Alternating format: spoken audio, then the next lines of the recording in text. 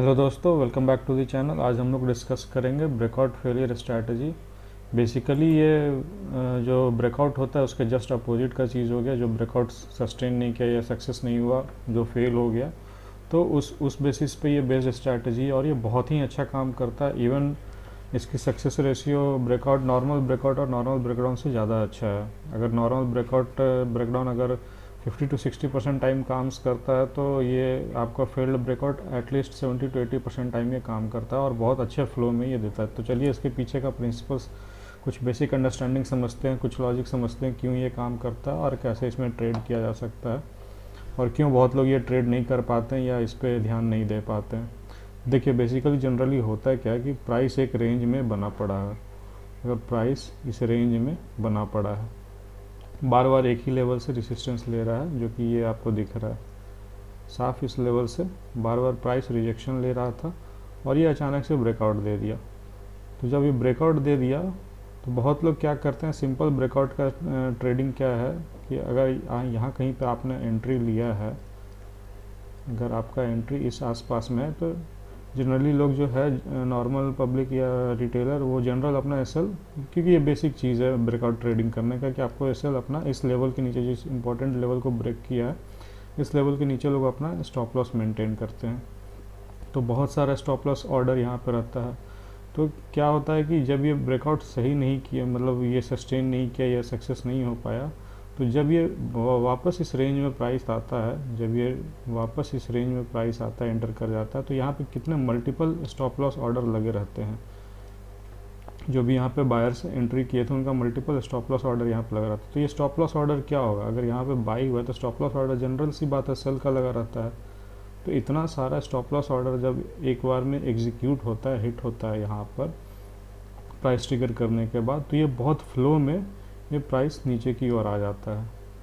तो ये क्या है कि एक तो बहुत तुरंत में आपको इसका रिजल्ट निकल जाता है, बहुत ज़्यादा वेट नहीं करना पड़ता। जैसे ब्रेकआउट में कई बार आपको थोड़ा लंबा वेट करना पड़ जाता है एक अच्छा खासा रिस्क रिवार्ड मिलने के लिए। तो इसमें क्या है कि रिस्क रिवार्ड आपको अच्छा खासा मिलता है और बहुत तुरंत में इसका रिजल्ट दिखता है। और मिनिमम जो एक लो बेस, नीचे का जो लो रेंज था, इस रेंज का जो लो बेस था, मिनिमम वहाँ तक ये प्राइस जाता ही जाता है ऑलमोस्ट कई बार। तो एक अच्छा रिस्क रिवार्ड यहाँ मिल गया। दूसरी बात है कि आप बहुत छोटे स्टॉप लॉस से इसको ट्रेड कर दिए, 1:2 1:3 आपको इसी रेंज में मिल गया। और अगर इस रेंज को भी तोड़ दिया तो ये और नीचे की ओर जा सकता है, ये ट्रेंड कंटिन्यूशन यहाँ से हो सकता है। तो इसको लोग क्यों नहीं ध्यान दे पाते हैं? नॉर्मल रिटेलर का आप साइकोलॉजी समझने का कोशिश कीजिए। एक तो बहुत मुश्किल से उन्हें कोई ब्रेकआउट ट्रेड मिला है, काफ़ी टाइम से वो रेंज का ब्रेक करने का इंतजार कर रहे थे। तो जब वो एंट्री कर जाते हैं तो उन्हें कुछ ज़्यादा ही उम्मीद हो जाता है इस ब्रेकआउट ट्रेडिंग से कि ये काम करेगा ही करेगा, जबकि ऐसा कोई ज़रूरी नहीं है। तो जब ये फेल होने लगता है तो लोग इसी साइकोलॉजी में फंसे रह जाते हैं, अरे यार इतना मुश्किल से ये ब्रेकआउट ट्रेड मिला था, ये सक्सेस नहीं हो पाया, फिर से मेरा स्टॉप लॉस हिट हो गया। और जो एक्सपीरियंस ट्रेडर हैं या जो प्रोफेशनल ट्रेडर बोल लो आप, वो क्या करेंगे, अपना स्टॉप लॉस छोटा सा ले करके तुरंत एग्जिट करेंगे और तुरंत इसको तुरंत ऑर्डर घुमा करके तुरंत से शॉर्ट पोजीशन में आ जाएंगे। अगर वो पहले बाई थे तो फिर तुरंत से सेल में आ जाएंगे, क्योंकि उन्होंने देख लिया कि प्राइस सस्टेन नहीं किया और ये फ्लो में गिरेगा। तो तुरंत एक शॉर्ट पोजीशन अच्छा खासा वो लोग बना लेते हैं और इसको फिर एग्जीक्यूट कर लेते हैं। अच्छा जो भी यहाँ थोड़ा बहुत लॉस हुआ वो इसमें रिकवर भी हो गया और एक अच्छा खासा सरप्लस अमाउंट भी आ गया इस फ्लो में। तो ये सबसे बढ़िया चीज़ है कि बहुत तुरंत में इसका मिल जाता है और बहुत अच्छे से आइडेंटिफाई हो जाता है। जब आपका स्टॉप लॉस हिट हो गया तो तुरंत से निकलो इसमें और तुरंत से ऑर्डर पलट करके उसका अपोजिट साइड का ट्रेड ले लो आप, जो कि बहुत लोग नहीं कर पाते हैं, क्योंकि ह्यूमन की एक बेसिक साइकोलॉजी है, वो अपना मिस्टेक जल्दी एक्सेप्ट नहीं कर पाते हैं। और अगर हिट कर गया स्टॉप लॉस तो वो उसी दुख पीड़ा में बैठे रह जाते हैं कि अरे यार ये ट्रेड भी नहीं चला सही से। जबकि यहाँ जो इमोशनलेस ट्रेडर हैं, जो एक्सपीरियंस ट्रेडर हैं, वो तुरंत से इसमें ऑर्डर पलटेंगे और ये शॉर्ट साइड का ट्रेड यहाँ पे ले लेंगे। तो ये सब चीज़ ध्यान देने की बात है, इसमें अच्छा खासा रिस्क रिवार्ड आपको मिलता है। तो चलिए कुछ और भी बेसिक एग्जांपल इसका देख लेते हैं। और अभी रिसेंट में एक्सिस बैंक में मैंने अपने ट्विटर हैंडल पे भी ये चीज़ पोस्ट किया था, वहाँ पे मेरे को ये देखने को मिला था पैटर्न, तो मैंने, और वो कितना सही काम किया था वो सब भी देख लेते हैं। तो चलिए और भी कुछ एग्जाम्पल इसका देख लेते हैं। ये देखिए, इस पिक्चर में आपको बहुत अच्छे से रिप्रेजेंट हो रहा है कि कब आपको ब्रेकआउट ट्रेड करना चाहिए, कब आपको थोड़ा सा उसमें अलर्ट रहना चाहिए और बहुत देख करके, ध्यान देख करके उसमें आप या तो ब्रेकआउट रीटेस्ट को या फिर ब्रेकआउट फेलियर को ट्रेड कर सकते हैं। तो चलिए यहाँ पे समझने का कोशिश करते हैं। देखिए प्राइस एक रेंज में यहाँ बना पड़ा है, बार बार यहाँ से रिजेक्शन मिल रहा है, रिजेक्शन मिला, ये एक रेजिस्टेंस लेवल बनाओ। तो जब भी प्राइस, ये ब्रेकआउट का मैं बता रहा हूँ, एक शॉर्ट आपको बता रहा हूँ, जब भी यहाँ पे एक थोड़ा टाइम कंसोलिडेट करेगा, यहाँ पे जब ये थोड़ा टाइम स्पेंड करेगा, स्पेंड करने का मतलब क्या है, इसके पीछे का लॉजिक समझिए कि कहीं ना कहीं सेलर यहाँ पे धीरे धीरे फेल हो रहे हैं। अगर सेलर यहाँ पे मजबूत होता तो फिर से ये अचानक से नीचे आता, लेकिन ये सेलर नहीं कर पा रहे हैं इस चीज़ को, और बायर यहाँ पे अच्छे से डिफेंड कर रहा है। तो थोड़ा जब टाइम स्पेंड करता है रेसिस्टेंस के आसपास वाले एरिया में, तो इसकी सक्सेस रेशियो अच्छी रहती है ब्रेकआउट की। आराम से अपना यहाँ पे एक स्टॉप लॉस मेंटेन करके ये एंट्री करके, जब भी इस तरीके का सिनारियो दिखा आपको, मतलब रेसिस्टेंस के पास में थोड़ा टाइम स्पेंड करेगा प्राइस, उसके बाद अगर ब्रेकआउट देता है तो ये अच्छा चांस रहता है ब्रेकआउट सक्सेस होने का। और कई बार क्या होता है, जैसे यहाँ पे आप देख रहे होगे, यहाँ पे रेंज में बना रहा और यहाँ पर ये टाइम स्पेंड नहीं किया, ठीक है, बहुत अचानक से ब्रेकआउट दे दिया। तो यहाँ पे दो चीज़ आप कर सकते हो, या तो ब्रेकआउट के बाद जब ये रीटेस्ट कर रहा है तो यहाँ पे आपको वॉच करना पड़ेगा। अगर ये रीटेस्ट करके फिर से उठता है तो आप इसको ब्रेकआउट ट्रेड कर सकते हो, लेकिन अगर फिर से नहीं उठता है तो ये ब्रेकआउट फेलियर वाला ट्रेड हो गया। ये बहुत इंपॉर्टेंट पॉइंट बता रहा हूँ, इसको ध्यान में रखिएगा। बिना टाइम स्पेंड किए बहुत इंस्टेंट ब्रेकआउट देता है, बहुत इंस्टेंट ब्रेकआउट देता है, तो आप इसके पीछे मत भागिए, थोड़ा सा वेट कीजिए, रीटेस्ट होने दीजिए। रीटेस्ट पे आपको कंफर्मेशन मिलने लगेगा कि ये किस तरफ जा सकता है। अगर रीटेस्ट पे फिर से बायर इसको डिफेंड करते हैं और उठाने का कोशिश करते हैं, सेलर यहाँ पे फिर से हारता है, तो ये आप इसको ब्रेकआउट ट्रेड कर सकते हो। नहीं तो यहीं पर आपका मेन एंट्री आता है ब्रेकआउट फेलियर का। वापस जब इस रेंज में आ जाता है तो इधर कहीं आपको एंट्री मिल गया और इधर कहीं आपका एसएल हो गया, और ये बहुत फ्लो में आपको ये ब्रेकआउट फेलियर का ट्रेड मिल गया। बहुत क्लियर समझ लीजिए। यहाँ पे मैंने यहाँ पे सब टाइप करके भी लिख रखा है। तो for upside successful breakout from resistance tight range consolidation, ये टाइट रेंज कंसोलिडेशन हुआ आपका, शुड हैपन एट और near resistance and other factors would consider like, मतलब उसके साथ साथ आप वॉल्यूम को भी वॉच कर सकते हो, वॉल्यूम में स्ट्रेंथ है कि नहीं है ब्रेकआउट वगैरह का, और इसके बाद ये फॉलो थ्रू मिला है कि नहीं। तो ये सक्सेसफुल ब्रेकआउट का ट्रेडिंग स्ट्रैटेजी हो गया। अगर ऐसा सिनेरियो नहीं होता, बहुत अचानक से ब्रेकआउट आता है, जैसे कि इस दूसरे वाले सिनेरियो में आया है, बहुत इंस्टेंट ब्रेकआउट आता है, तो कभी भी फोमो में आकर के इसके पीछे भागने का कोशिश मत कीजिए, इसको रीटेस्ट होने दीजिए। रीटेस्ट अगर होता है फिर से यहाँ पे अगर ऊपर की ओर प्राइस दिखाता है तभी आप इसको ब्रेकआउट ट्रेड कीजिए, नहीं तो यहाँ पे वेट कीजिए रेंज में आने का। अगर रेंज में आ जाता है तो इसकी सक्सेस रेशियो काफ़ी होती है कि बहुत फ्लो में ये वापस जो रेंज का सबसे नीचे वाला, जो इस रेंज का सबसे नीचे वाला लो है, उस आसपास को कहीं ये टच करेगा। मिनिमम टारगेट यहाँ तक रहता है ये, और आपको आराम से 1:2 इसमें आपको ब्रेकआउट फेलियर का एक्यूरेसी आपको ब्रेकआउट में आपको अगर 50 to 60% एक्यूरेसी है चलने की, तो ब्रेकआउट फेलियर में आपको एटलीस्ट 80% के आसपास का आपको एक्यूरेसी चलने का, और बहुत इंस्टेंट में आपको ये रिजल्ट देखने को मिल जाएगा। ये सबसे बढ़िया बात है, बहुत ज़्यादा वेट नहीं करना पड़ता है, वो बहुत फ्लो में एक प्राइस आपको रिजल्ट दिखा देता है यहाँ पर। तो चलिए, अभी मैं जैसा बोल रहा था, एक्सिस बैंक में रिसेंट में मैंने ये चीज़ नोटिस किया था मिड मार्च के आसपास में कहीं पे, तो मैंने उसका स्क्रीनशॉट भी ले रखा है। मैं आपको वो दिखा करके उसको चार्ट पे समझाने का कोशिश करता हूँ कैसे ये हरकत होता है और कितने फ्लो में ये अच्छा खासा रिवार्ड दे करके जाता है।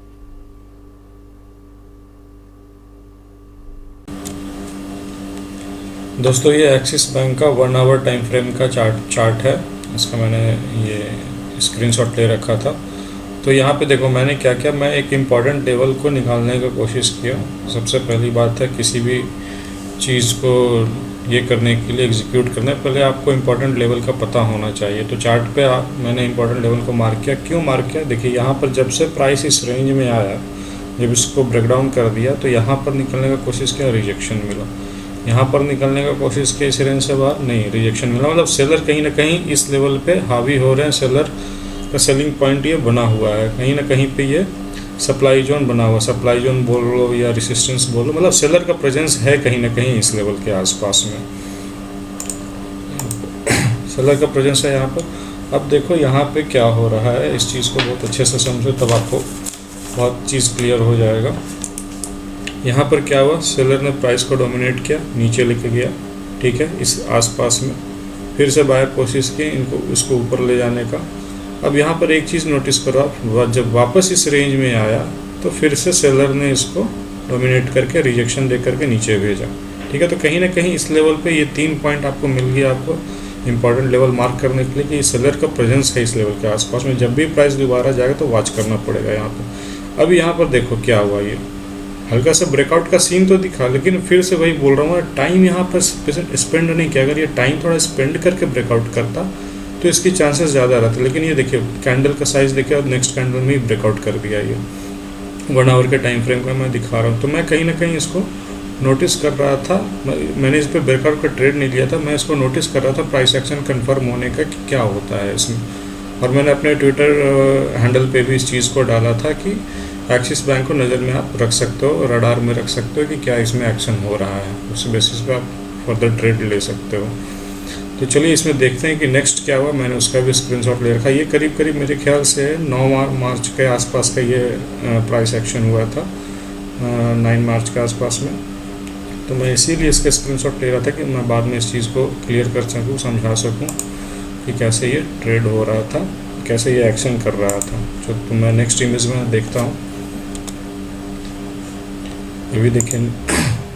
अब देखिए यहाँ पर क्या हुआ, देख रहे हैं क्लियर कट, यहाँ पर प्राइस एक्शन सही नहीं बना। एक तो मेरे लिए विक रिवर्सल जो है ये बहुत मायने रखता है, खास करके ऐसे इंपॉर्टेंट ट्रेड लेवल पर सेलर का प्रेजेंस कहीं ना कहीं पर दिख रहा है। प्राइस उतना सही से सस्टेन नहीं किया यहाँ पर इस लेवल पर, देख रहे हो। अब प्राइस वापस इस रेंज में आ गया, इसलिए मैंने इसको मार्क कर रखा। प्राइस वापस इस रेंज में आ गया तो कहीं ना कहीं ये ब्रेकआउट फेलियर का चांसेस बनने का पूरा हाई हो गया था, प्रोबेबिलिटी हाई था कि ब्रेकआउट फेलियर वाला पैटर्न बन रहा है यहाँ पर। और कितना छोटे स्टॉप लॉस है, अगर ब्रेकआउट फेलियर पे यहाँ पे एग्जीक्यूट भी करें तो मेरा stop loss max to max ये रहेगा, ये एंट्री पॉइंट हो जाएगा यहाँ पर। टारगेट कहीं ना कहीं इस आसपास में रहेगा मेरा, एक फ्लो में आएगा इसमें। तो वही मैं दिखाने का कोशिश कर रहा हूँ। देखिए कैसे ये एक बहुत ही क्लासिक एग्जांपल है ब्रेकआउट फेलियर कैसे काम करता है ज़्यादातर। तो चलिए नेक्स्ट इमेज में इसका देखते हैं कि क्या हुआ है। देखिए अभी करीब करीब 10-11 मार्च के आसपास में ये कंप्लीट ब्रेकआउट फेलियर का बहुत अच्छे से ये प्राइस एक्शन दिखा रहा है, हरकत नहीं सस्टेन किया, गिरा। जब गिरा तो एकदम फ्लो में गिरा ये, इसलिए बहुत जल्दी ही इसमें एंटर करना पड़ता। बहुत ज़्यादा आप वेट करोगे तो ये मिस हो जाएगा इसमें। ब्रेकआउट में फिर भी आप थोड़ा वेट करके ट्रेड करो तो चलेगा, लेकिन ब्रेकआउट फेलियर में आपको तुरंत में डिसीजन लेना पड़ेगा आपको, क्योंकि छोटे स्टॉप लॉस आपको ट्रेड मिल रहा है बहुत तुरंत में आपको, क्योंकि एक फ्लो में जाएगा ये रिजेक्शन आया है। तो यहाँ पे मल्टीपल स्टॉप लॉस जिन्होंने भी इसको ब्रेकआउट समझकर ट्रेड किया होगा, इस लेवल पे मल्टीपल स्टॉप लॉस हिट होंगे, जिसके कारण ये इस तरीके का रिएक्शन देखने को मिलता है। यही चीज़ मैं समझाने का कोशिश कर रहा हूँ। चलिए नेक्स्ट देख लीजिए। अब देखिए यहाँ पे मैंने मार्क करके रखा है, एटलीस्ट 1:4 के आसपास या 1:5 के आसपास इस ट्रेड में मिला है। कितना छोटे स्टॉप लॉस है, और ये देखिए कहाँ पे आया है, एक फ्लो में जब ये आया तो कहाँ तक आया, ये लास्ट स्विंग लो के आसपास में, मतलब जहाँ से बायर अपना प्रेजेंस दिखाए थे इसी लेवल पे, बैंड के सबसे नीचे वाले लेवल पे, इस बैंड के नीचे वाले लेवल पे ही आया ये। इसलिए मैं टारगेट इनिशियल इसी को रखने का कोशिश करता हूँ। कितना आराम से इसमें मतलब 7-8 पॉइंट के स्टॉप लॉस से करीब करीब मेरे ख्याल से 35-40 पॉइंट्स के आसपास का इसमें ट्रेड मिल गया। तो यही होता है ब्रेकआउट फेलियर। इसको लोग इसलिए नहीं कर पाते हैं, खास करके रिटेलर, क्योंकि वो यहाँ मान लीजिए यहाँ पर ब्रेकआउट ट्रेड किया, स्टॉप लॉस हिट हो गया, तो वो तुरंत में यहाँ पे फिर से डिसीजन दूसरे साइड का ले ही नहीं पाते हैं। वो पहले वाले ही पोजीशन के इमोशंस में बैठे रह जाते हैं। और जो प्रोफेशनल ट्रेडर हैं, जो स्किल्ड ट्रेडर हैं, जो थोड़ा सा इमोशनलेस हो चुके हैं, वो तुरंत से अपना स्टॉप लॉस लेंगे यहाँ पर, या फिर पहली बात तो इसको जल्दी ट्रेड करेंगे नहीं, ब्रेकआउट का ये ट्रेड बन ही नहीं रहा था। और अगर गलती से कर भी दिए तो तुरंत से स्टॉप लॉस यहाँ पर लेंगे अपना और तुरंत से ट्रेड को पलटेंगे, क्योंकि ब्रेकआउट फेलियर जल्दी वो लोग मिस नहीं करते, क्योंकि उसमें बहुत फ्लो में बहुत तुरंत में रिजल्ट देखने को मिल जाता है। तो यही चीज़ थी इसको। बाकी आप कमेंट में जो भी आपका क्रॉस क्वेश्चन रहेगा या कुछ भी आपको और पूछना रहा इस बेसिस पे या और कुछ बेसिस पे, तो आप बिल्कुल कमेंट करके पूछिए। मैं और इस तरीके का इंटरेस्टिंग नॉलेजेबल वीडियो आपको बनाने का कोशिश करूँगा विद एग्जांपल, ताकि आपको बहुत अच्छे से क्लियर हो सके। थैंक यू दोस्तों, चैनल को सब्सक्राइब करें, वीडियो को लाइक करें, ताकि थोड़ा मोटिवेशन मिले मुझे और इस तरीके का वीडियोस बनाने का, और अपने दोस्तों में शेयर करें। कोई बहुत ज़्यादा कोर्स लेने का ज़रूरत नहीं है ये सब चीज़ जानने के लिए, आप बहुत ईजिली एक्सेसिबल है। जब तक आप टाइम नहीं देखो क्या है ना, मार्केट में ना आपका स्क्रीन टाइमिंग का कोई तोड़ नहीं है। जब तक आप अच्छा खासा लंबा स्क्रीन टाइमिंग नहीं दोगे, एक्सपीरियंस नहीं लोगे, तो आप कितना भी सुन लो समझ लो कुछ मायने नहीं रखने वाला। क्योंकि मैं बार बार अपने वीडियो में बोलता हूँ, स्ट्रैटेजी सिर्फ 20% है, साइकोलॉजी। ट्रेड में इंटर करने के बाद आपका साइकोलॉजी कैसे काम कर रहा है, आपका इमोशंस कैसे रिएक्ट कर रहा है, आप उसको कैसे कंट्रोल कर पा रहे हो, वो बहुत मायने रखता है। तभी जा कर के आप सक्सेस हो पाओगे यहाँ पर। चलिए, थैंक यू दोस्तों।